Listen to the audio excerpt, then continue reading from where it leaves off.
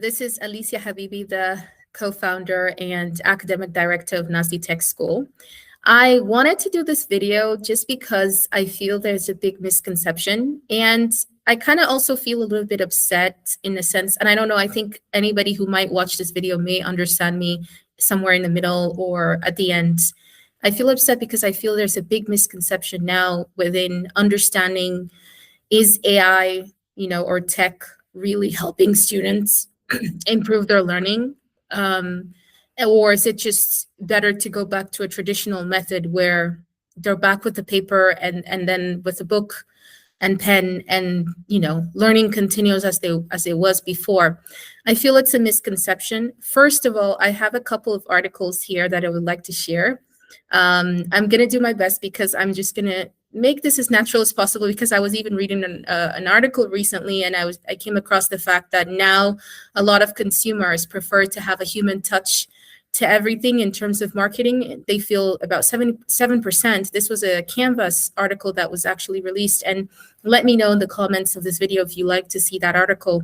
It's very useful, especially in the marketing field, and I think for every field, where they were talking about how consumers want to have a human touch in things that they receive, things that they come across, and how it's even becoming a laughable obvious that whenever they see anything on the internet right now, they obviously know it's AI. And I agree, yes, there's AI, but I think there's just this misconception of this AI slop and the whole EdTech, what it is. And this is what confuses people, confuses parents, and even the students as well, not knowing what they should do. Should they go back to a traditional based learning where, again, student motivation is not by going back to traditional learning? I think many people would agree with that.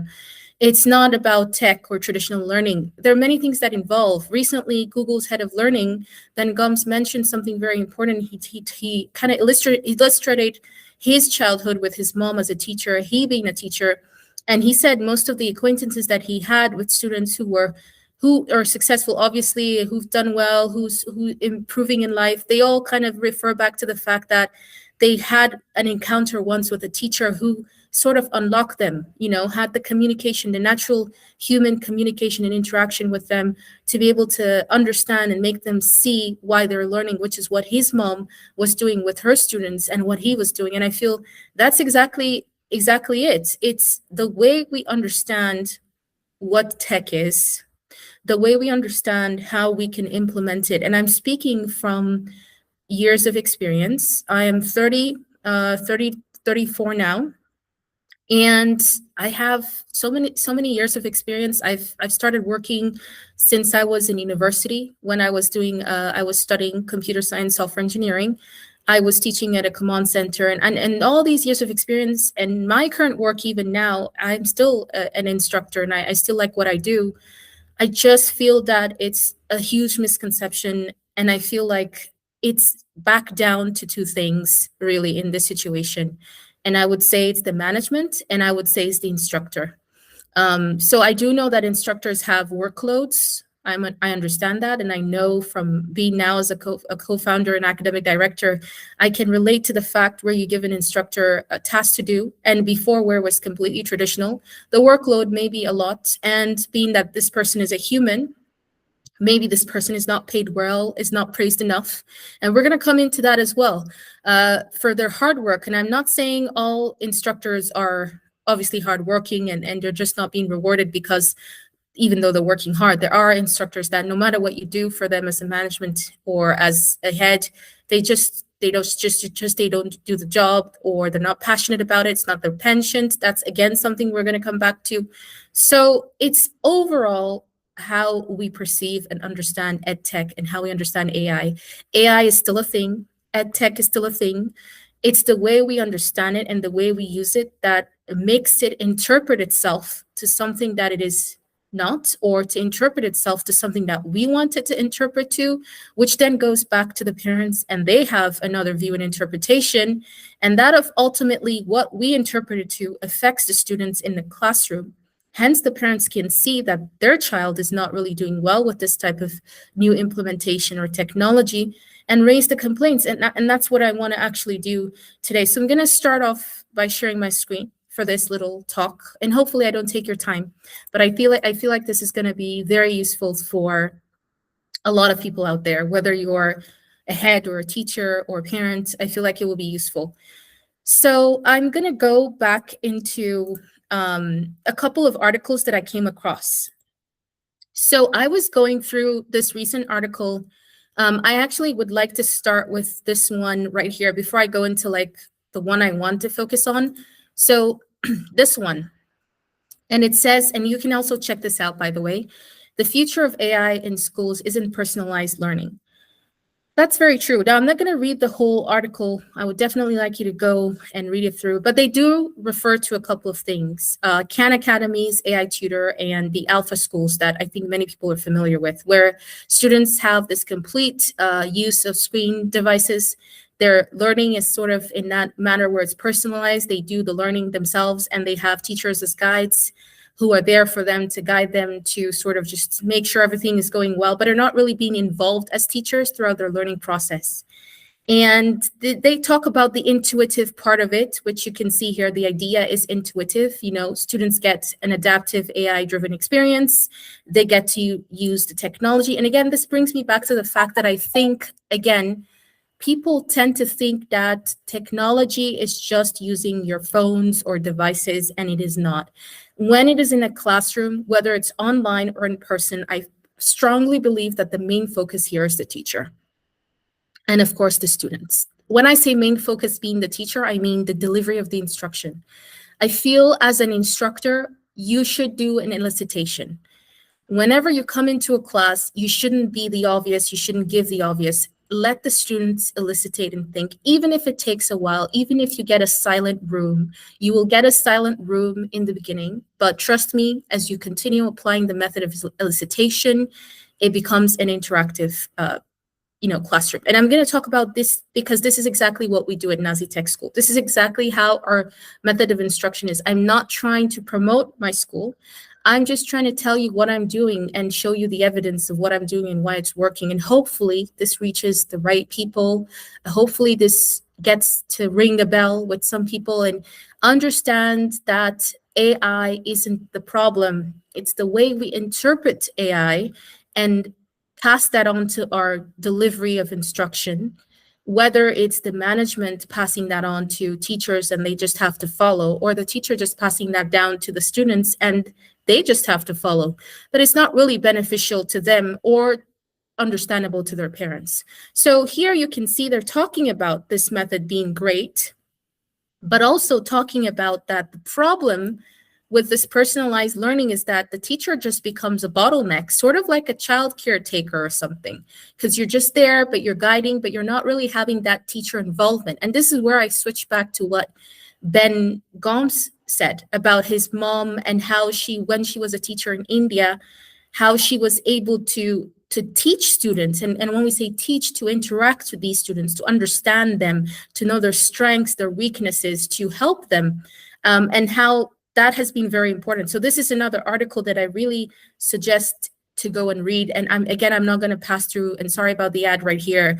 I'm not going to pass through the whole article, but technology is there to help you as an instructor, to assist you as an instructor, to assist the students, not to take devices into the classroom and just do assignments, submit assignment, and have it. Yes, they can have devices, but that should be restricted in the school, in the classroom, because when they're in the classroom, they have to have that one-on-one group class teacher experience, teacher-student experience, student-student experience. This is actually taking my mind back to like database systems. I'm sure some of you guys will relate to the entity relationship diagrams and where you have those relationships of one-to-one, one-to-many, many-to-many. I feel that really applies here. In the classroom, the focal point in the instruction would start with elicitation on the teacher. The teacher would use tools, AI tools, tech tools, to project things on the classroom, to get the students to visualize, because as teachers, in the past, you could be talking to a student and you're trying to explain, for example, a topic in chemistry. You're trying to talk about limiting reagents. And this is something that I want to refer back to because we actually did a lesson recently on this in our school. And you're trying to use the simplest example and say, oh, you know, when you go buy some hot dogs or you're trying to bake this and that, you sort of run out of one ingredient before the next and you can't complete what you're doing because you don't have one ingredient and you have one that's excess. You know, you're explaining this in the classroom. The students are listening to you, but you would be like, if I could have a way how to show them this. This is where the AI comes in. That's where you would go get the video, create a video using AI tools, because that's why we have it, projected onto the students. Things that were not visualizable, I'm going to use this word, are now possible. We can now envision them. They can see it. And then you go down deeper into the elicitation part, which then triggers that whole critical thinking, problem solving. So I'm not going to come here and talk to you of how to do your job or as a teacher or whatnot. I think teachers know what they're supposed to do. Teachers really appreciate when you sort of give them the leverage to also practice what they think is right and you don't restrict them. As a teacher before and even now, I can say this is true. Some teachers are very creative. As management, you should listen to them, listen to everyone's opinion. You should definitely, listen to opinions, not that you follow every single thing, but you take reasonable opinions because this could be very helpful in this subject and the other subject. So we shouldn't shut people out and we shouldn't just say, no, follow this system and that's it. So that's why I said that the main actors of this misinterpretation of EdTech and AI slopping and all this stuff comes mostly from management and teachers. Again, management and teachers. So yeah, so as I was saying, technology can improve how you learn and details of it. It's again, more importantly, Ben Gomes continues to explain his experience as a teacher and how he has been able to touch and unlock the lives of many students. And I know that not all students are approachable or whatnot, but our job as a teacher is not to look at a particular student or to judge a particular person. We do our very best to try to accommodate students. Even when you have many students, you can't go one by one, but you can go with a very large group. This is why we have AI to help us with that sort of thing, where we can reach a large group. We can create material that we feel will relate to the student. And we can project this material, get the focal point on the teacher, then get them discussing, get them engaging in projects, and then they could do the assessments, on an online Google Classroom. That's why we have Google Classroom, obviously. We can have that automatic marking on Google Forms and other tools. This is why we have them, because then in that aspect, they reduce the workload for the teacher. The students are also using the digital systems, but not necessarily 24/7 in the sense where they can't take out screens and the teacher is just like, oh yeah, so, your assessment is already on Google Classroom. Just go in there, look at the article, read it, type out what you want. And they have leverage to be able to use AI to just get the answer. So you need to scrap that. They need to focus in the classroom with elicitation, something fun. And I would like to very much bring a reference to the movie. I don't know what the name was. I really like this movie, and I feel maybe if you haven't seen it, to see it. It's an old movie where Julia Roberts was an art teacher and what she would do. And at the end, it did show that I feel like it was based on a true story. I can put it in a comment down below the name. I could find that out. If you want to know, just let me know. But she was an art teacher and she would come to the class and she would project stuff on screen. She wouldn't just come and start talking. She would project artwork from different eras, different genres. And these were the students she was teaching was in an era where they were women that believed solely that they just had to do one thing in the society and not really need to be educated. And she changed the whole perspective. She changed the whole vision. And this was through her way of teaching and the way she taught them to gain interest. So that really comes down again to the teacher and if they're really passionate about what they're doing. And the best you can do as a management is just to implement a healthy ed tech AI system, AI integrated system that is not interpreted in the wrong way. So I really do want you to go look at this article. And as I was saying, going back to the article that I came across recently, that was actually today, was more about this personalized AI and how I'm pretty sure you've been seeing articles like that, and how AI isn't just personalized learning. There's interaction with teachers. Teachers are still part of it. So what teachers don't need is more systems, more passwords. They obviously, teachers are in controls of these materials. They have they're intelligent to know that they can use these materials to support them in teaching, to make things that weren't possibly able to be visualized. Before you could just explain, but now you could actually show with visuals, because many people are visual kinesthetic learners, where you can engage them in practical experiments and labs and whatnot. And as a teacher, you have to take that little leap and that extra effort. And then these tools come back again to help you assess what you're doing. So it's really important, very, very important. I just came back to the call because I was a little bit away for a while, of how you interpret EdTech and AI. And I feel that's definitely what's causing this problem and this misinterpretation. AI is still important. I'm not here to advocate for AI or tech. I feel it's the way you're using it. So I wanted to take you a little bit down the road of what we're doing at Nazli Tech School. But before we do that, I also wanted to talk a little bit about another thing that I came across, which was, are AI language learning apps better than traditional classrooms? And here they're talking more about Duolingo, which everybody knows is a great app for learning language. Some students give their opinions of it being great, but not exactly bespoke, if you know what I mean. We're in a situation of where you're stuck at a very precise kind of situation as someone who doesn't speak a language. Maybe you're non-Italian speaker in Italy, or non-Arabian speaker or Amazigh speaker in Morocco, for example, and you're in this area now that you need to communicate. And so Duolingo would give you general perspectives, general examples, but not specifically precise to where you are. So that was kind of one of the things that were referred to here and saying, are they still better than traditional classrooms? Because in traditional classrooms, you'd have teachers that you can ask these type of specific questions to. They are your bespoke, right? So they would give you a more precise answer to such a situation. Again, I feel that learning apps obviously are there to generalize the idea. And I'm going to tell you one example. For example, we have something in Nazli Tech School called the Algorithmic Atlas Math app. What this app does is that it takes any math topic, and I'm not running it right now because we have a full run of this app on our YouTube channel. I'm going to link it into this video.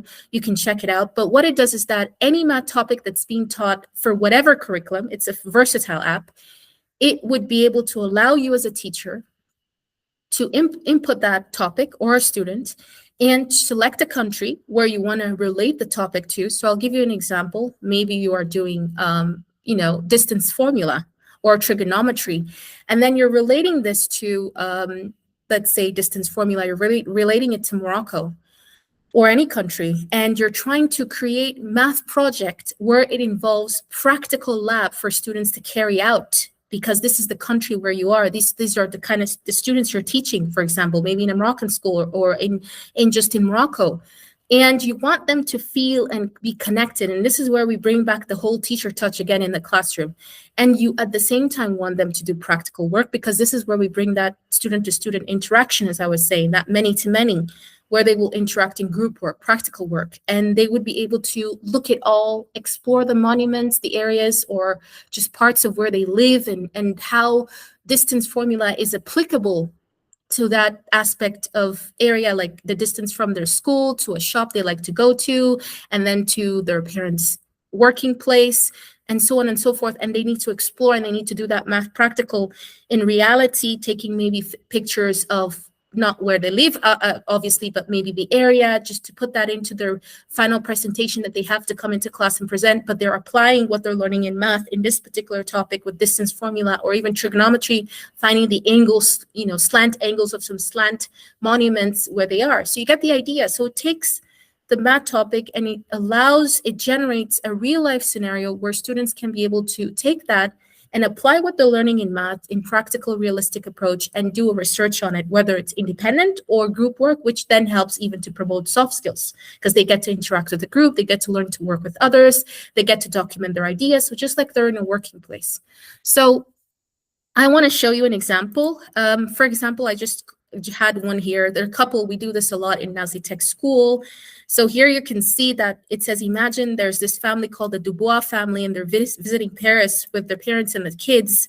I'm just going to zoom in. And so, they have a map, a digital map with them, but they're trying to get to certain places to explore in Paris by walking. And you know how Paris is a walkable city, just like in Italy, in Rome, even in Morocco. And they're trying to discuss with their kids about using distance formula of how they could be able to determine at least not a precise but exact distance from where they are to where they want to go, so they don't overestimate their walking distance or they don't end up getting lost. And this is like a scenario where the students, this is actually produced from the Algorithmic Atlas Math app, where the students would have to take the scenario and do the practical lab to be able to explore how distance formula could be used. So they would make, and this is where AI comes in again. So this is the beauty of AI, where you can, as a teacher, now this is what we do. We direct the students to go and create digital maps that relate to the scenario to be able to perform their research, even if they couldn't go to places like if they're in Paris, Eiffel Tower, but they could envision that. And that's why AI is there, the envisioning part. And they could create the map and they do the research with their group and document everything, writing it out. This is where, again, we bring writing skills. We're being critical thinking skills, problem solving skills. They're not gone. They're not dead. They're there. But how do you apply them? They write it out. They write the research nicely on a cardboard, document everything, put pictures of things they've generated on Gemini, generative AI, or any other related AI that they've printed out, put it there on a cardboard. Even if you wanted them to do it on a computer, they could do that and come and present it in the class, or have a math fair, for example. So this is what AI does. It creates the possibility of we never could have something like this before. I mean, we're humans, so we do have a large capacity of thinking, but AI thinks faster. So now we have the capacity to be able to relate topics that we're teaching in math with any culture, with any situation, and generate a real life scenario that students can work on. So this is the power of AI. So again, interpretation. We're back to the same point again. So I'm personally a person who's passionate about teaching, and I'm not saying everybody who's teaching is not passionate, but I think in everything you do in life, if you're not passionate about what you're doing, you don't do it properly, or if you don't have the right training or just the right resources or things to understand how to do. And this is just one example. There's also another example that we have this app called the Code Crafter. Again, I'm not promoting anything, even though we've already advertised this a long time ago. We keep re-advertising. I just want to show you what is possible with tech and AI and what is EdTech, not the devices, not the screens, but what you can do with them, which I think some of you already know. Some of you may have not known or just did not understand or didn't get the right training, but I feel and hope with this video, it sheds more light on this topic. The Code Crafter, this is another app that's being created by Nazli Tech School.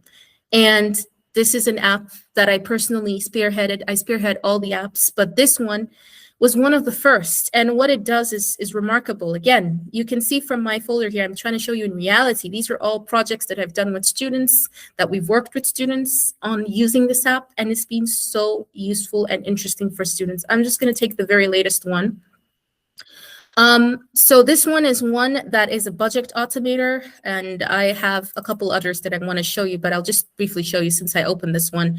And what it does is that it takes finance and how to split budget properly and wisely by setting a budget limit, allows users to enter a budget limit, and then through that budget limit and budget category, like transportation, food, et cetera, anytime they enter anything that they spent, the system would automatically check if it didn't pass the budget limit, and if it didn't, deduct it from there and update the amount.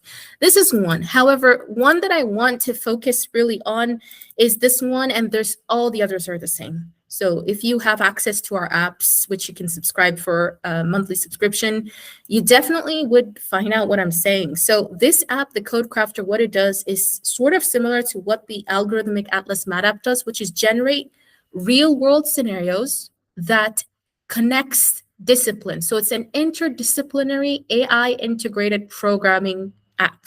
So it generates scenarios connecting disciplines that are real life scenarios that allows the students to first look at the scenario that's being generated, critically think and problem solve of how to create a solution for such a scenario, such a problem, draft out their plan, and start working on creating such solutions, either in the form of a game app or web app or software app using AI tech tools, right? So they're still involved in the thinking. This is what I'm saying. If I was to deliver this lesson as a simulation, what would I do?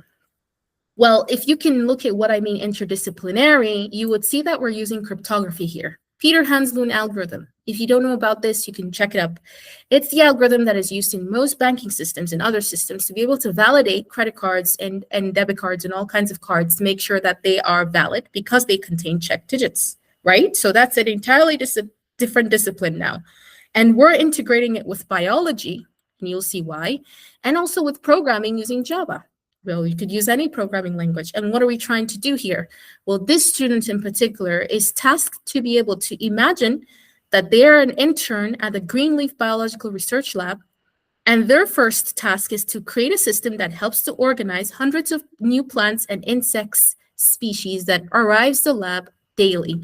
For them to do so, they would need to be able to identify these by their identification numbers. And this is where the Peter Hansloon comes into place, because they would need to create identification numbers that are valid. And for those numbers to be valid, they would have to follow the Peter Hansloon algorithm. So you can see that we are integrating biology and cryptography and programming and AI at the same time. And the student, when I am teaching this lesson, I don't just come and tell them what to do. I say, read the scenario, read everything briefly, and even sometimes students are not willing to.